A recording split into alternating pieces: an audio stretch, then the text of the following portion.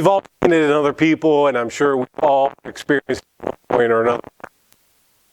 Respiration, heart beats more rapidly, blood is sent to the central nervous system, the heart and the muscles, the arterial pressure increases, sugar reserves are released from the liver, and the spleen contracts, expelling all of its contents, and adrenaline is released into the system.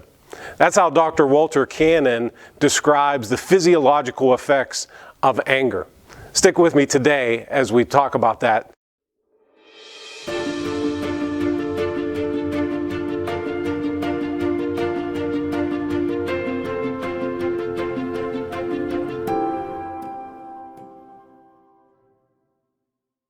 All of us have gotten angry at one time or another in our lives, and all of us get angry because we want something that we don't get. I heard a story about a do-it-yourself business that sent out blueprints for different projects to people, and a letter they received one time said, it was from an angry customer, and it said, "I'm so angry. I followed all of the details in your plan, and I built my birdhouse, but it turned out to be way too big, and it keeps blowing out of the tree." The company sent a letter back to the customer and said, "We understand how angry you must be. We got the plans mixed up, and we sent you the plans for a sailboat. But if you're angry, you should read the letter that we got from the man who came in last in the yacht race." Those guys wanted the plans for their projects, and they deserved to get what they wanted, but they were angry because they did not get what they wanted. And all of us have had those moments in our life where we wanted something and we did not get it, and it allowed anger to take control. And we all, in our anger, have said things, or we delivered emails, or we sent off text messages that really showed our anger and our frustration. And usually we come back and we regret those things that we said or the words that we sent, and we come back with an apology that usually includes something along these lines. What I said, I'm sorry for what I did, all right? I allowed anger to get the best of me.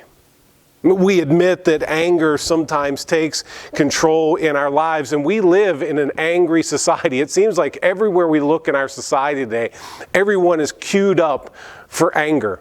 You can turn on the television and there are angry people on the television. You can read things on social media and there are angry people on social media. There are angry people where we go to the grocery store. There's angry people as we drive on the interstate, and I can almost guarantee that when you look in the mirror, there's sometimes an angry person that's looking back at you, because none of us are exempt from the control that anger wants to take in our lives. And many times when you and I become angry, we respond in one of two ways. Some of you are what we would call spewers. When you get angry, everyone knows that you're angry, typically because they can hear you and hear that you are angry. You're the person that lets everybody know that you're angry. You're the person that sends off that email or that text message, and it's all in capital letters, and it's all boldface print, and it's all underlined, and it usually goes on for 5 pages, and you just simply get your anger out. I know of people in my life who when they're angry, when anger takes control, they're spewers, and what they say to me is, "Hey, I just get it out. It's out, and then it's all over just that quick." And I always respond by saying, yeah, a nuclear bomb is the same way. So some of you are spewers, and some of you may be more like me, and we are stewers. Instead of allowing that stuff to escape, we keep it inside, and we mull over the reasons why that we're angry. And the anger just wells up inside of us. And usually somebody close to us, a loved one or a friend, will come to us and say, "Hey, what's wrong with you?" And our response calmly on the outside is nothing, even though inside we are boiling away with anger. And many times when we're pressed on really talking about what's wrong, we will use every synonym in the book for anger instead of the word anger. We'll say, well, I'm frustrated, or I'm disappointed, or I'm just a little bit upset. In either case, if you're a spewer or a stewer, neither one is a healthy way to allow anger to control us. Spewers, of course, are going to express it through words and actions, and stewers are going to suppress it by just pushing it down and holding it all inside. Brad Hambrick, who is a counselor and a pastor, he had a list of statements that you can identify if anger is in control of your life. And he said, when we start to say these kinds of words, why can't I have a bad day without it becoming a big deal? Or I guess you have never made a mistake. Or when we say you are being too sensitive. How about I'm tired of being the one that always has to say I'm sorry. Or sorry to unload on you, but I just had to vent. Brad Hambrick says, chances are if you have made any of these statements, anger is in control. And so as we talk today, I want to encourage you to really take control of anger before anger takes control of you. And if you're wondering today, if you're an angry person, I want to maybe give you a challenge right off the bat here. Go to somebody who's close to you and ask them the question, am I an angry person? And listen to what they say. First of all, if there's a hesitation before they answer, typically it's because they're afraid of how you're going to react when they tell you that you're an angry person. But don't just listen to what they say, listen to how you feel. If that person is describing to you that you really are an angry person and inside that volcano is just beginning to erupt, or as they're explaining to you, you have the tendency to interrupt or, explain to them why you're not an angry person. Or maybe that while they're telling you that you're getting angry at this person for answering a question that you asked of them. If you begin to feel any of those things in your life, chances are anger is in control. We started this series 3 weeks ago called Inside Out, taking control of the emotions that take control. Last 3 weeks ago when we started, I talked about how sometimes guilt controls us. And there we learned that our past may remind us, but our past does not define us. So get rid of guilt. And last week we saw that when jealousy is in control, that we learned that there's no win in comparison. So jettison jealousy. And today we're going to talk about anger. And really how you and I need to and how we can abandon anger. And kind of the take-home truth that I want to give you today right off the bat is this, is that anger is one letter short of danger. When you and I start to allow anger to take control, when you and I allow anger to break into the control room of our lives and our hearts and our minds, we are very close to danger. Because there's been a lot of dangerous things. There's been a lot of dangerous things that have happened in my life and probably a lot of dangerous things that have happened in your life or in the lives of the people around you when you and I allowed anger to take control. And so today we're going to look in Psalm chapter 37, just a couple verses in this chapter. The book of Psalms is a great book of the Bible because throughout the pages of the book of Psalms, it touches on every single human emotion. That however you're feeling today, there's probably something in the book of Psalms that talks about how you and I are feeling today. And here in Psalm 37, written by David, David talks about anger and how dangerous it can be in my life, in your life, and really ultimately how you and I can abandon anger in our lives, because anger is one letter short of danger. Psalm 37 is commonly referred to as a wisdom psalm, and so David is just giving wisdom on how to live wisely in a wicked world. And so I'm just going to read 2 verses from Psalm 37, verses 7 and 8, and it says this: "Be still before the Lord and wait patiently for Him. Do not fret when men succeed in their ways, when they carry out their wicked schemes. Refrain from anger and turn from wrath. Do not fret, it leads only to evil. And so we're going to walk through these two verses, and the very first thing that David talks about here is the reason for our anger. I told you right at the outset that the reason why we get angry is because you and I do not get something that we want. And here David in verse 7, he says, "Be still before the Lord and wait patiently for him. Do not fret." I'm going to talk about that word in a little bit, but just here, just think that it just means angry. He says, "Do not get angry when men succeed in their ways, when they carry out their wicked schemes." What David is saying here, he's saying, don't get angry when you have been treated unfairly. And you may say, well, how does David know how I feel? Well, listen, if you were with us last week and I talked about jealousy and that jealousy that erupted in Saul's heart towards David, and how Saul spent several years tracking down David, trying to kill David, even though David had done nothing wrong. David knew what it was like to be treated unfairly. And it could have been so easy for David to allow anger to take control and to lash out and to fight back. And even when he had the opportunity to kill Saul, he could have killed him, but David was able to refrain because David did not allow anger to take control. And that's what he says here. Don't let anger take control when you're treated unfairly. And there are times in which maybe you are treated unfairly intentionally. You have somebody in your life who for one reason or another, it may be the result of jealousy, or it may be the result of pride, or whatever it is going on in their life, that they are intentionally treating you unfairly. There may be times in your life where you've been treated unfairly unintentionally. The person didn't mean to do it, but one way or another, you were treated unfairly. Because here's the truth about anger. If you show me an angry person, I can show you a person who has been hurt in their lives.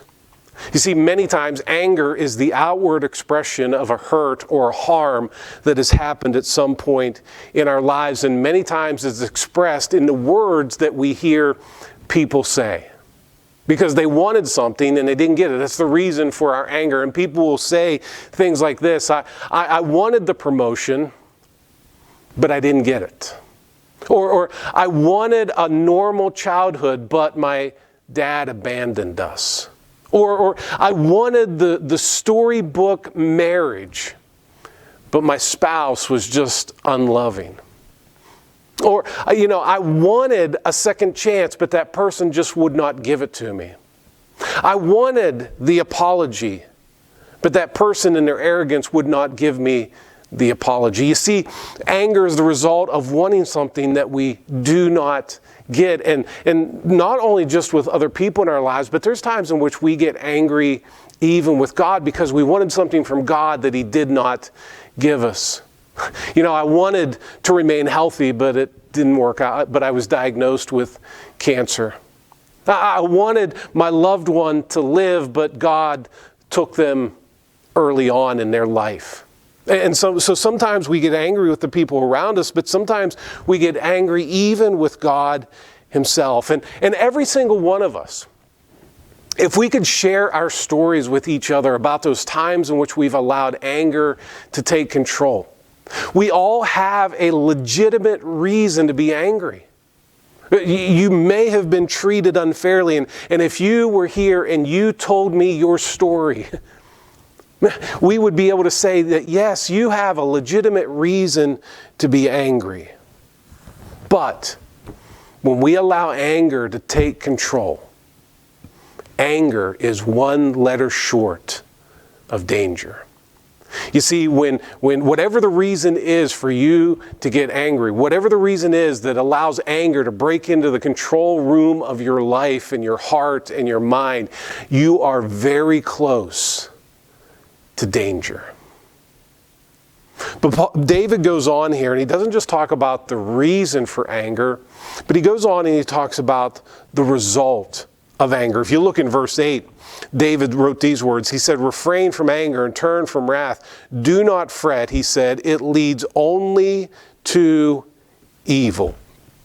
Now, we've said in this series I've entitled Inside Out, because what's on the inside will eventually work its way to the outside. And David here, he describes what anger looks like when it bubbles over to the outside. He says, refrain from anger. He uses some very interesting words here. In the original language, that word anger means nose or face. Think about the time that somebody gets angry and the air just escapes out of their nose really quickly. It's kind of like that bull, and he's pawing the ground, and he's breathing through his nose really heavily. And that person that gets angry, their face reddens, and the blood vessel on their forehead starts to bulge out from their forehead, and you can see that they are angry. He says, refrain from anger and turn from wrath. That word wrath actually means, the word that David wrote here actually means venom or poison. That when we allow anger to take control, that it's venomous and it's poisonous in our heart, but eventually it's going to work its way out when anger is in control, and we're going to spew that venom and that poison onto the lives of the people who have made us angry, but also onto the people in our lives that have not made us angry. And then David uses the word fret. He says, refrain from anger, turn from wrath, and do not fret. That word fret means to be kindled or to burn. And what he's saying there, he's saying that when we allow anger to take control, what we're doing is we just continue to throw the logs onto the fire of our anger, especially those of us that are stewers. We hold it inside and we just keep feeding that fire with more and more logs so that the fire just gets bigger and it finally consumes our heart and spills out into the lives of the people around us. That's why anger is only one letter short of danger. And David goes on and he talks about that, how dangerous anger is. He says, refrain from anger and turn from wrath. Do not fret. It leads only to evil. That word leads only it can really be defined in two different ways. It can be emphatic or it can be restrictive. If David meant it to be emphatic, what he's saying there, he says, refrain from these things refrain from anger, because it will surely, or it will indeed lead to evil. And that's the emphatic definition. There's also the restrictive definition, which means that it leads only, there's only one thing that it's going to do. That when you allow anger to take control, that it's only going to lead to evil. That nothing good is going to come about from your anger. And then that word evil. It's a word that had 3 different definitions. And I think all of them are very applicable to what we're talking about today. It can mean displeasing. You see, when you and I allow anger to take control, we're going to eventually say or do something that's displeasing to us, that's displeasing to the people around us, and ultimately is even displeasing to God. The word evil can also mean to cause injury. You see, when we allow anger to take control, we're going to injure the people around us. We're going to injure them relationally. We're going to injure them emotionally. Sometimes there are cases where our anger can actually cause us to injure someone else physically. And then finally, that word can also mean to break into pieces. You see, when we allow anger to take control, it's going to break something. It's going to break relationships. It's going to break organizations. It's going to break workplaces. It's going to break cultures and even nations itself. And you and I have seen it. We've seen the effects of anger breaking up families and breaking up marriages and breaking up teams that are designed to work together. And so that's why David says here, he says, refrain from anger, turn from wrath, do not fret, because it leads only to evil. And the point that David is making here is that anger never builds nothing, and it destroys everything. And that's why anger is only one letter short of danger. However, David explains to us here in these two very simple verses is to the release of anger. How can you and I release anger? Well, he tells us right here in verse 8, look at what he says. He says, refrain from anger and turn from wrath and do not fret. He uses a couple interesting words there from the original language. He, first of all, says refrain from anger. Now, our word refrain in English comes from the Latin word, which means to restrain or to hold back. That's not the word that David uses here. The word that David uses here meant to drop or to allow something to sink. He says, don't just try to hold the anger back, but allow your anger to sink in to the deepest parts of the ocean. So he says, refrain from anger and turn from wrath. Again, that word turn from that David uses here meant to leave behind or to abandon.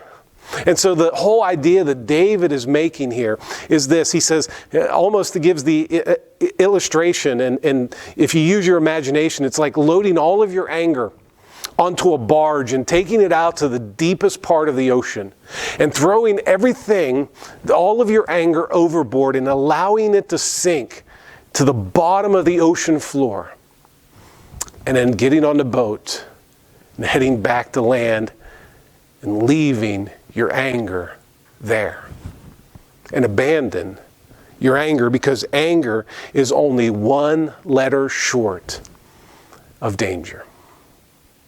Now, as I explain that to you, you may be saying, oh, well, that sounds so easy. But in reality, it is so difficult. Especially when we allow anger to take control. It's hard for us to let it sink and just simply abandon it. Well, I just want to give you 3 steps that I think that if you will intentionally engage these 3 steps, it will allow you to abandon anger. Number 1 is to discover. Discover. I just want you to honestly ask yourself the question, when anger starts to take control, when anger is breaking into the control room of your mind, your heart, and your life, I want you to stop and ask the question, what is it that I want that I'm not getting?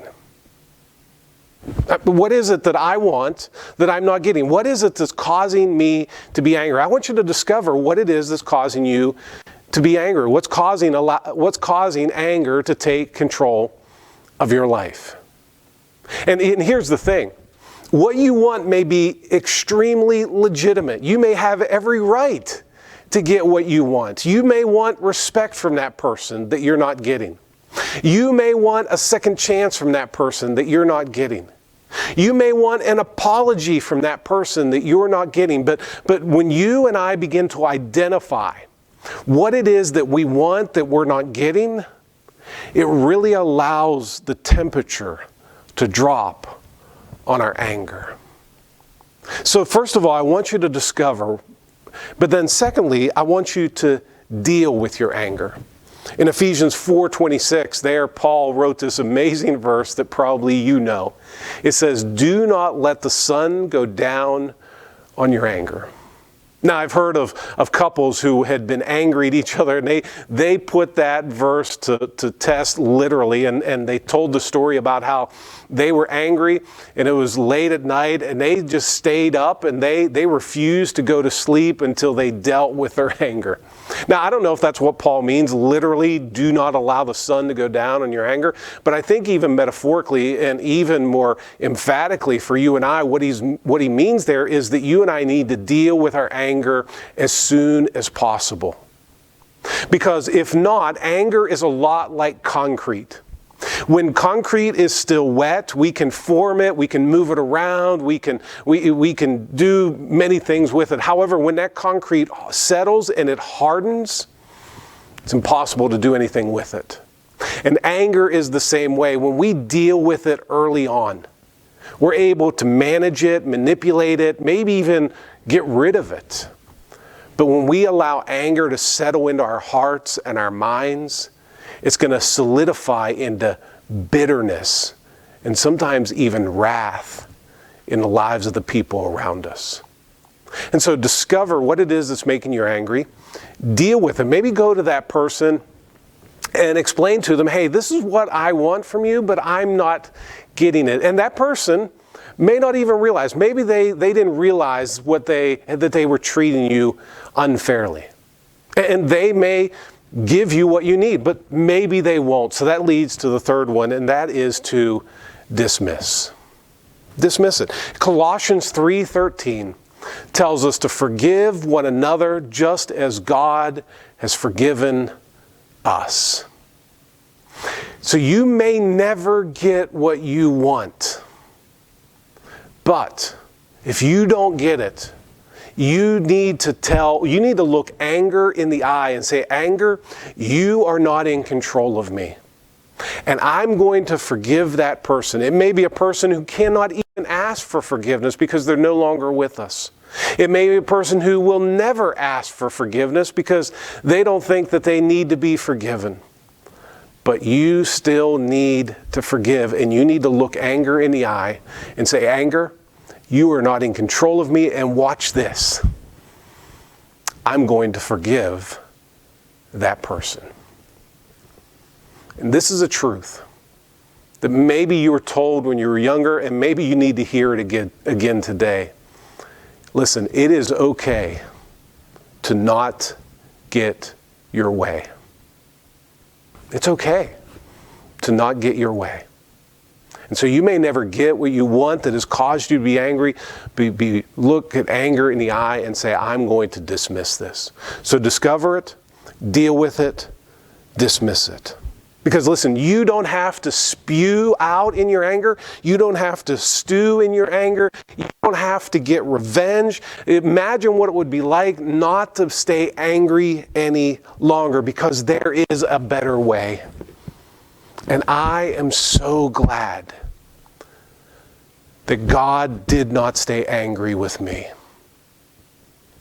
You see, what God wanted from me was obedience and worship and love. And I didn't give it to him. However, God sent Jesus Christ into the world to die for me so that I could be forgiven, so that his anger against me could be dismissed. He dealt with it. And I am so glad today that through my faith in Jesus Christ, that God is no longer angry with me. And so there is a better way. And so as we close here, I just want to give you a couple questions that maybe you can talk about through with your spouse or somebody close to you, or just maybe even talk through them with yourself. Number one, just ask yourself the question, right now, what is my relationship with anger? I want you to discover, are you a stewer or are you a spewer? How do you deal with anger in your life right now? And then the second question is, are you ready to end that relationship? Whatever relationship you have with anger, if you're a spewer or a stewer, it's unhealthy. And are you ready today to end that relationship? If you do, I guarantee you'll be glad that you did. I remember the very first car I ever owned was a 1985 Pontiac Sunbird. It was a 5-speed manual transmission, and I had a job as a pizza delivery guy. And so I was working that job, and then my battery went dead in my car. It no longer held a charge, and so I went probably a week or so without getting a new battery. And I would always have to park on an incline, and I would have to, go start my car, pop the clutch to get it started again. This went on for a week, and then a guy that I worked with showed up one day, and he had a new battery for my car. And so we put the new battery in my car, and I put the old battery in the trunk of my car, and lo and behold, I drove around for about a month with that old battery in my car. And there were times I would hit the brakes really hard, and I would hear the battery tumble around in the trunk, or I'd go around a turn pretty fast, and I would hear the battery tumble around in the trunk. And then after a few weeks of that, I needed to get something out of the trunk of my car, and I opened the trunk. And what I discovered there was that old battery, that all the battery acid had leaked out of the battery all over my trunk. It destroyed everything that was in the trunk of my car. I had clothes, I had a basketball, and it just destroyed everything in the trunk of the car. And as I think about what I just talked about today, if you allow anger to control you, you're much like that old battery in the trunk of my car, where you have this anger inside of you. And when you get bumped, when you get jostled around, that acid is going to leak out. And it's going to destroy everything in your life. It's going to destroy relationships. It's going to destroy your reputation. It's going to destroy your joy. It's even going to destroy your relationship with God, because anger is one letter short of danger. So today, I want to encourage you to abandon anger. Father, I thank you today for your grace in our lives. I thank you that you have the power to allow us to abandon our anger. And I pray for any angry person that is watching, that they would take the steps to abandon anger.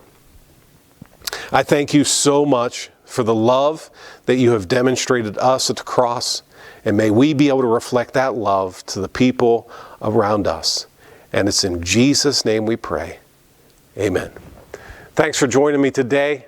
I can't wait to see you soon.